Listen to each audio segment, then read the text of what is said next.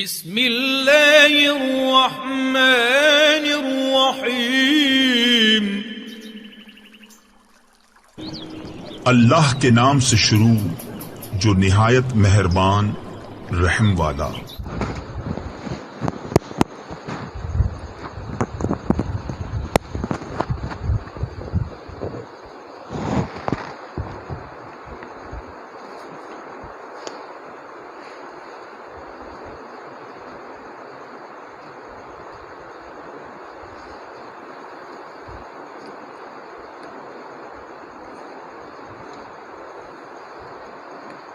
اعوذ باللہ من الشیطان الرجیم، بسم اللہ الرحمن الرحیم۔ وَلَن تَرْضَىٰ عَنكَ الْيَهُودُ وَلَا النَّصَارَىٰ حَتَّىٰ تَتَّبِعَ مِلَّتَهُمْ قُلْ إِنَّ هُدَى اللَّهِ هُوَ الْهُدَىٰ وَلَئِنِ اتَّبَعْتَ أَهْوَاءَهُم بَعْدَ الَّذِي جَاءَكَ مِنَ الْعِلْمِ مَا لَكَ مِنَ اللَّهِ مِن وَلِيٍّ وَلَا نَصِيرٍ۔ الَّذِينَ آتَيْنَاهُمُ الْكِتَابَ يَتْلُونَهُ حَقَّ تِلَاوَتِهِ أولئك يؤمنون به ومن يكفر به فأولئك هم الخاسرون۔ ولن ترضى عنك اليهود ولا النصارى، اور ہرگز آپ سے راضی نہیں ہوں گے یہود اور عیسائی، حتیٰ تتبع ملتہم، یہاں تک کہ آپ پیروی کریں ان کی ملت کی۔ قل، آپ فرما دیجئے میرے محبوب صلی اللہ علیہ وآلہ وسلم، ان ھدی اللہ ھو الھدی، بے شک ہدایت وہ اللہ ہی کی ہدایت ہے۔ وَلَئِنِ اتَّبَعْتَ أَهْوَاءَهُمْ، اور اگر آپ نے پیروی کی ان کی خواہشات کی، بعد الذی جاءک من العلم، بعد اس کے کہ آ چکا ہے آپ کے پاس علم، ما لک من اللہ من ولی، نہیں ہوگا آپ کے لیے اللہ کے سوا کوئی حمایتی، ولا نصیر، اور نہ کوئی مددگار۔ الذین آتیناہم الکتاب، وہ جن کو ہم نے کتاب دی ہے، یتلونہ حق تلاوتہ، وہ اس کی تلاوت کرتے ہیں جیسے اس کی تلاوت کا حق ہے۔ اولئک یؤمنون بہ، یہی ہیں جو اس پر ایمان لانے والے ہیں۔ ومن یکفر بہ، اور جو اس کا انکار کرے، فاولئک هم الخاسرون، پس یہی ہیں نقصان اٹھانے والے۔ اللہ ہم سب کو محفوظ فرمائے۔ وَلَن تَرْضَىٰ عَنْكَ الْيَهُودُ وَلَا النَّصَارَىٰ، سورہ بقرہ کی آیت نمبر 120 اور 121 سے۔ گزشتہ آیت میں اللہ رب العزت نے رسول اللہ صلی اللہ علیہ وآلہ وسلم کو تسلی دی، میرے محبوب صلی اللہ علیہ وسلم، اِنَّا أَرْسَلْنَاكَ بِالْحَقِّ بَشِيرًا وَنَذِيرًا، ہم نے آپ صلی اللہ علیہ وسلم کو برحق پیغمبر بنایا ہے، خوشخبری دینے والے، برے انجام سے ڈرانے والے۔ وَلَا تُسْأَلُ عَنْ أَصْحَابِ الْجَحِيمِ، اور آپ صلی اللہ علیہ وسلم سے جہنمیوں کے بارے میں نہیں پوچھا جائے گا۔ آپ اتنے دلگیر نہ ہو، پریشان نہ ہو، کن کا؟ تو آپ یہ ایمان نہیں لاتے، نہ لائیں، ان سے پوچھیں گے ہم، آپ صلی اللہ علیہ وسلم سے پوچھ گچھ نہیں ہوگی۔ اب آخر میں رب العالمین نے بالکل وہ ابتدا سے سلسلہ چلا آ رہا تھا، یہود کی مختلف خامیوں کا تذکرہ ہو رہا تھا، اب رب العالمین نے آخر میں فرمایا کہ ان سے کوئی امید نہیں ہے اچھائی کی، ان سے کوئی امید نہ رکھیں۔ وَلَن تَرْضَىٰ عَنْكَ الْيَهُودُ وَلَا النَّصَارَىٰ، آپ چاہیں کہ یہود اور عیسائیوں کو آپ خوش کر لیں، یہ آپ سے راضی ہو جائیں، ان کے ساتھ آپ کے تعلقات ٹھیک ہو جائیں، یہ ممکن نہیں۔ یہ کسی مولوی کی بات نہیں ہے، کسی مفسر کی تفسیر نہیں ہے، یہ قرآن کے صریح الفاظ ہیں۔ وَلَن تَرْضَىٰ عَنْكَ الْيَهُودُ وَلَا النَّصَارَىٰ، آپ کہیں کہ دنیا سے عیسائیت ختم ہو جائے گی، یہودیت ختم ہو جائے گی، نہیں۔ فرمایا قیصر ہلاک ہوگا فلا کسریٰ بعدہ، قیصر ہلاک ہوگا، اس کے بعد کوئی قیصر نہیں ہوگا، لیکن روم کے عیسائی ہوں گے، کبھی یہ مسلمانوں پر غالب، کبھی مسلمان ان پر غالب، یہاں تک کہ حضرت عیسیٰ علیہ السلام تشریف لے آئے۔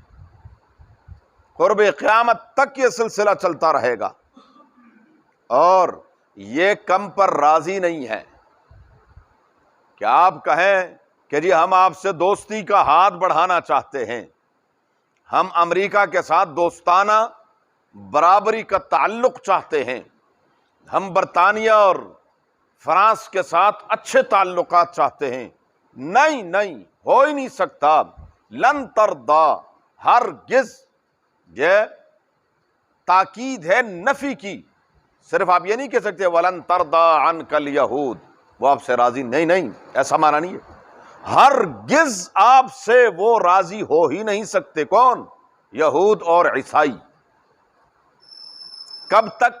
حتی تتبع ملتہم، جب تک آپ پکے یہودی یا عیسائی نہیں بن جائیں گے، ان کی ملت کی پیروی کریں گے، یہودیت اور عیسائیت کو آپ تسلیم کریں گے تو یہ آپ سے راضی ہو جائیں گے۔ ان کا تو مشن یہ ہے، پیچھے آیت میں گزر چکا ہے، مشن کیا ہے؟ وَدَّ كَثِيرٌ مِّنْ أَهْلِ الْكِتَابِ لَوْ يَرُدُّونَكُمْ مِّن بَعْدِ إِيمَانِكُمْ كُفَّارًا، کہ کسی طریقے سے اہل ایمان اپنے ایمان پر قائم نہ رہیں، یہ ان کی خواہش ہے، تمنا ہے۔ یہ کون کہہ رہا ہے؟ علیم بذات الصدور کہہ رہا ہے، جو سینوں کے چھپے ہوئے بھید جانتا ہے، جو انسان کے خیالات جانتا ہے کہ میرے بندے کے خیالات کیا ہیں، یہ وہ فرما رہے ہیں۔ تو فرمایا وَلَن تَرْضَىٰ عَنْكَ الْيَهُودُ وَلَا النَّصَارَىٰ حَتَّىٰ تَتَّبِعَ مِلَّتَهُمْ، اور یہ ممکن نہیں ہے، رسول اللہ صلی اللہ علیہ وآلہ وسلم کے لیے تو امکان ہی نہیں ہے، اور امت کے لیے پروردگار عالم نے سبق دے دیا وَلَئِنِ اتَّبَعْتَ أَهْوَاءَهُمْ قُلْ إِنَّ هُدَى اللَّهِ هُوَ الْهُدَىٰ، اگر یہ آپ کو کبھی اس طرف دعوت دیں بھی کہ آپ یہودیت کو یا عیسائیت کو تسلیم کر لیں، اس پر آ جائیں، تو آپ فرما دیجئے إِنَّ هُدَى اللَّهِ هُوَ الْهُدَىٰ، ہدایت تو وہی ہے جو اللہ کی ہدایت ہے، اور وہ اسلام ہے۔ دلائل باہرہ سے، واضحہ سے یہ ثابت ہو چکا ہے کہ دنیا میں اگر ہدایت ہے تو وہ کون سی ہے؟ صرف اسلام۔ تو فرمایا وَلَئِنِ اتَّبَعْتَ أَهْوَاءَهُمْ، جبکہ یہ محال ہے رسول اللہ مبارک سے، ممکن ہی نہیں ہے کہ اگر آپ ان کی خواہشات، کیوں؟ انہوں نے اپنے دین کو بدل دیا، تحریف کر لی، یا جو کچھ تھوڑا بہت بچا کچھا تھا وہ منسوخ ہو گیا، اسلام نے ان کو منسوخ کر دیا، دین حق آیا تو وہ ختم ہو گئے، تو اب ان کے پاس صرف خواہشات ہیں، دین تو ہے نہیں، ان کے پاس مذہب تو رہا نہیں، صرف چند خواہشات ہیں، اور ان کا نام انہوں نے دین رکھا ہوا ہے۔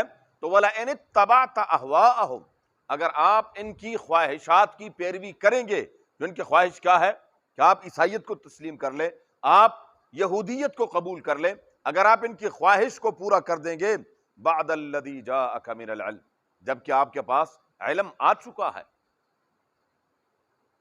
حق کی حقانیت کی دلائل آپ کے پاس آ چکے ہیں، اسلام برحق مذہب آپ نے دیکھ لیا ہے، اور پھر بھی ان کی خواہشات کی طرف میلان رکھیں گے، تو مالک من اللہ من ولی ولا نصیر، اللہ کے ہاں آپ کا نہ کوئی دوست ہوگا، نہ کوئی مددگار ہوگا، کوئی حمایت کرنے والا نہیں ہوگا، جب آپ سچے راستے کو، حق راستے کو چھوڑ دیں گے۔ ہاں، سب ایک جیسے نہیں ہے، کچھ ایسے ہیں جو حق کو قبول کرتے ہیں، الذین آتیناہم الکتاب، وہ جن کو ہم نے کتاب دی ہے تورات یا انجیل، یتلونہ حق تلاوتہ، وہ حسد اور تعصب کی عینک اتار کر جب اس کی اپنی کتابوں کی تلاوت کرتے ہیں، پڑھتے ہیں، تو ان پر اسلام کی حقانیت واضح ہوتی ہے۔ اولئک یؤمنون بہ، وہ پھر اس پر ایمان لاتے ہیں۔ وہ ایمان لائے بغیر رہ نہیں سکتے، کیوں؟ اس لیے کہ ان کی کتابوں میں قرآن کریم کی پیشن گوئی، رسول اللہ مبارک کی پیشن گوئی، اس امت کی پیشن گوئی، یہ ایک نہیں بے شمار جگہ ہے۔ تو اگر یہ صحیح معنوں میں تعصب سے ہٹ کر اپنے ہی مذہب، اپنی ہی کتابوں کا مطالعہ کر لیں تو فوراً ایمان لے آئیں گے۔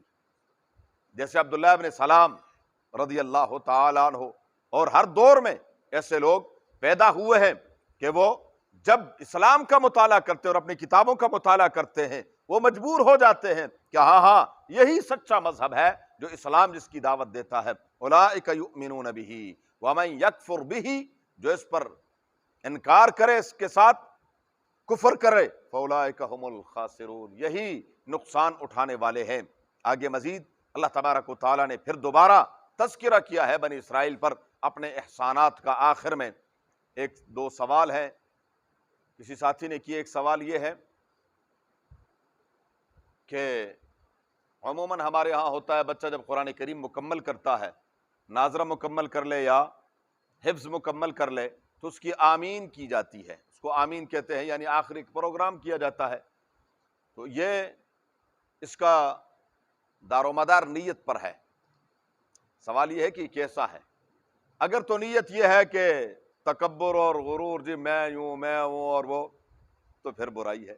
اور اگر یہ نیت ہے کہ میں اپنے خاندان کے چند دوست اور احباب کو بلا کر ان کے سامنے اس خوشی کا اظہار کروں کہ میرے بچے نے قرآن کریم حفظ مکمل کیا ہے، ناظرہ مکمل کیا ہے، اس طریقے سے اس کے دل میں بھی ایک جذبہ پیدا ہوگا نیکی کا کہ چلو اس کا بچہ اگر قرآن کریم پڑھ سکتا ہے تو میرا بچہ نہیں پڑھ سکتا، تو یہ نیکی ہے، پھر یہ خیر ہی خیر ہے اور اچھائی ہے، بھلائی ہے، جائز ہے۔ البتہ اس کو اپنے لیے ایک مصیبت نہیں بنانا۔ ہمارے ہاں ہر معاملہ پھر مصیبت بن جاتا ہے نا۔ مصیبت بئی معنی کہ جی تحفے، تحائف، یہ وہ آج آپ کے لیے لے کے آ رہے ہیں تو کل آپ نے کیا کرنا ہے؟ واپس بھی کرنا ہے، پھر رجسٹر بھی رکھنا پڑتا ہے کہ جی فلاں کیا لے کے آیا تھا، فلاں کیا لے کے آیا تھا، فلاں کیا لے کے آیا تھا۔ وہی نیوتا والا معاملہ جو ہماری شادی بیاہوں کے معاملات بن گئے ہیں، یہ نہ ہو، بس صرف بلائے اور ایک اچھی تقریب ہو جائے، دعا ہو جائے، اور اس سے بس، اس سے زیادہ کچھ نہ ہو، تو اس میں کوئی قباحت نہیں ہے۔ دوسرا سوال یہ ہے کہ جب کوئی دنیا سے چلا جاتا ہے تو میت کے لیے ایصال ثواب کا کوئی بھی منکر نہیں ہے، لیکن دن متعین نہ کریں، جس کے لیے ہم نے ایام متعین کی، یہ تیجا ہے، جمعرات ہے، 40واں ہے، فلانا ہے، یہ چہلم ہے، اس پہ اگر آپ لوگوں نے کبھی دیکھا ہو، بعض اوقات جو بڑے بڑے لوگ ہوتے ہیں ان کے باقاعدہ کارڈ چھپتے ہیں یا اخبارات میں باقاعدہ اشتہار آتا ہے، تو اس کے اوپر انہوں نے جلی حروف میں لکھا ہوتا ہے رسم چہلم۔ رسم چہلم، رسم سنت کبھی نہیں ہو سکتا، بس یہی ان کا خود جواب۔ وہ رسم ہے، سنت نہیں ہے، دین نہیں ہے۔ رسم کبھی دین نہیں ہوتا، وہ رسمیں ہیں۔ تو یہ رسمیں ہیں، ان کو متعین نہ کریں، ایام متعین نہ کریں۔ شریعت نے جس چیز کی عام اجازت دی ہے، آپ بدھ کو بھی کر سکتے ہیں، جمعے کو بھی کر سکتے ہیں۔ آج کل عام دنوں میں ہم دیکھتے ہیں کہ چھٹی جو ہے وہ اتوار کی ہوتی ہے، تو یا تو ہفتے کی شام کا یا اتوار کے دن کرتے ہیں۔ کسی زمانے میں جمعے کی چھٹی تھی تو لوگ جمعرات کی شام کو یا جمعے کے دن کرتے تھے۔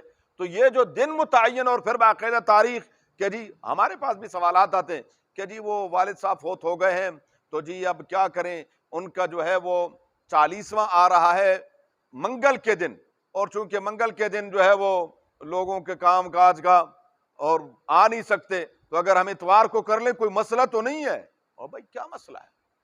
شریعت نے آپ کو کھلی اجازت دی ہے، جب آپ کا جی چاہے اس کو اپنے لیے لازم نہ کریں۔ جس چیز کو شریعت نے لازم نہیں کیا، میں اور آپ اپنے لیے لازم نہیں کر سکتے۔ جب آپ کا جی چاہے، کھلی اجازت ہے، آپ ہفتے بعد کریں، مہینے بعد کریں، 10 مہینے بعد کریں، سال بعد کریں، 10 سال بعد کریں، جب اللہ تعالیٰ آپ کو توفیق دے، ایصال ثواب کریں۔ ایصال ثواب کا انکار نہیں ہے، انکار صرف اس چیز کا ہے کہ دن متعین کرنا کہ لازمی، اور پھر اس کے لیے کھانے بھی متعین ہوتے ہیں کہ کم از کم 5 قسم کے کھانے تو ہونے چاہیے، اور کم از کم 6-7 قسم کے فروٹ تو ہونے چاہیے۔ تو جب آپ لوگ ہمیں ویسے نہیں کھلاتے تو پھر ہم ایسے ہی کھلائیں گے؟ اللہ تعالیٰ ہمارے حال پر رحم فرمائے، ایسی بات نہیں ہے۔ وہ جب اللہ تعالیٰ نے اس کو عام رکھا، اس کو عام ہی رکھنا چاہیے، اس کو مقید نہیں کرنا چاہیے، مطلق ہے، جب جی چاہے ایصال ثواب کریں۔ اللہ تعالیٰ ہمیں حق پر عمل کرنے کی توفیق عطا فرمائے۔ اللهم صل على محمد وعلى ال محمد كما صليت على ابراهيم وعلى ال ابراهيم انك حميد مجيد. اللهم بارك على محمد وعلى ال محمد كما باركت على ابراهيم وعلى ال ابراهيم انك حميد مجيد. اللهم ارحمنا بالقرآن العظيم، اللهم ارحمنا بالقرآن العظيم، اللهم ارحمنا بالقرآن العظيم واجعله لنا إماما ونورا وهدى ورحمة يا رب العالمين. اللهم ذكرنا منه ما نسينا وعلمنا منه ما جهلنا وارزقنا تلاوته آناء الليل وأطراف النهار واجعله لنا حجة يا رب العالمين. اللهم نبر قلوبنا بالقرآن وزين أخلاقنا بالقرآن ونجنا من النار بالقرآن وادخلنا الجنة بالقرآن. اللهم حصل مرادنا ويسر أمورنا، اللهم حصل مرادنا ويسر أمورنا، اللهم حصل مرادنا ويسر أمورنا بجاه حبيبك المصطفى ونبيك المرتضى صلى الله عليه وآله وأصحابه أجمعين برحمتك يا أرحم الراحمين. جزاكم الله خيرا.